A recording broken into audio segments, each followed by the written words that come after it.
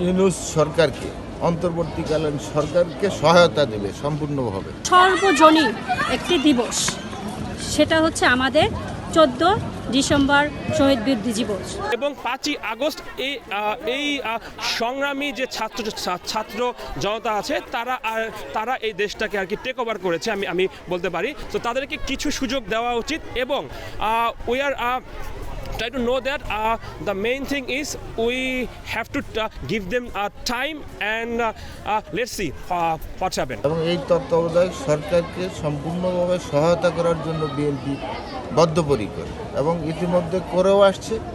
আরও যতদিন লাগে বিএনপি ইউনূস সরকারকে, অন্তর্বর্তীকালীন সরকারকে সহায়তা দেবে সম্পূর্ণভাবে।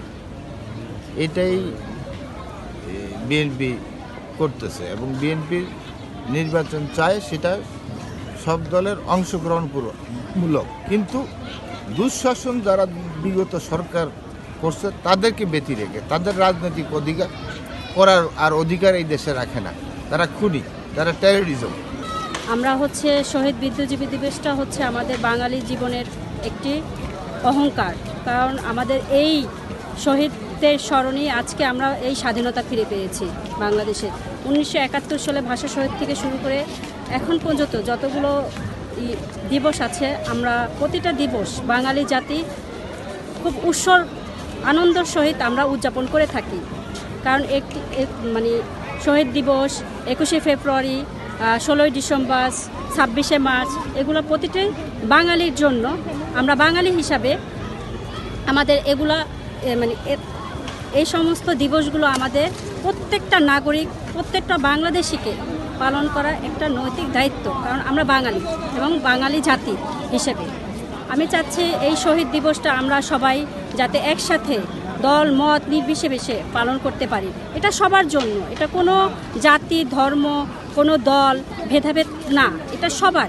আমি মনে করি যারা আমরা বাংলাদেশি এবং হচ্ছে বাংলাদেশের নাগরিক, এটা কোনো রাজনৈতিক না, এটা হচ্ছে সর্বজনীন একটি দিবস। সেটা হচ্ছে আমাদের 14 ডিসেম্বর শহীদ বীর দিবস এবং 1971 সালের 16ই ডিসেম্বর, এটাও আমাদের সবার। এবং 5ই আগস্ট এই সংগ্রামী যে ছাত্র জনতা আছে তারা এই দেশটাকে আর কি টেক ওভার করেছে আমি বলতে পারি। সো তারা আসলে যদিও তারা একটি দেশকে হ্যান্ডেল করছে, বাট তাদের এক্সপিরিয়েন্স একটু কম। সো যেহেতু তারা মাত্র দেশটাকে তাদের টেক ওভার করলো, সো আমি মনে করি তারা মোটামুটি একটা ভালো পর্যায়ে দেশকে নেওয়ার জন্য তারা চেষ্টা করছে, বাট প্রশাসনিকভাবে তারা একটু দুর্বল আছে যেহেতু তাদের এক্সপিরিয়েন্স কম। সো যেহেতু আমার বয়সেই তারা বা আমার থেকে তারা আসলে ছোটই হবে, তো তাদেরকে কিছু সুযোগ দেওয়া উচিত এবং we are try to know that the main thing is we have to give them time and let's see what's happen.